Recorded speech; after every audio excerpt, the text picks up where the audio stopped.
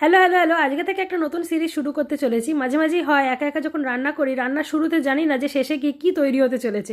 তো আজকেও সেরকমই একটা রান্নার আপনাদের সাথে শেয়ার করছি। আমি প্রথমে জানি না যে কীরকম প্লেটটা হতে চলেছে, তবে এটা ওটা অ্যাড করছি আর দেখবো কী হয়। তো প্রথমে বাটার দিয়েছি, তার সাথে একটুখানি দিয়ে দিয়েছি রসুন কুচো, লঙ্কা গুঁড়ো আর পাকচয়। পাকচয়টাকে সেদ্ধ হয়ে যাওয়ার পরে একটুখানি সয়া সস মিশিয়ে দিচ্ছি। আর এই সময় আমি র্যাভিওলি সেদ্ধ করতেও বসিয়ে দিয়েছিলাম আগেই আলাদা করে, তো সেটাও মিশিয়ে দিলাম। র্যাভিওলি মানে যখন কিনে এনেছি তখন ভেবেছি এর মধ্যে বোধহয় চিকেন পোড়া আছে, তো বেশ ভালো খেতে হবে এটা ভেবে নিয়ে এসেছি।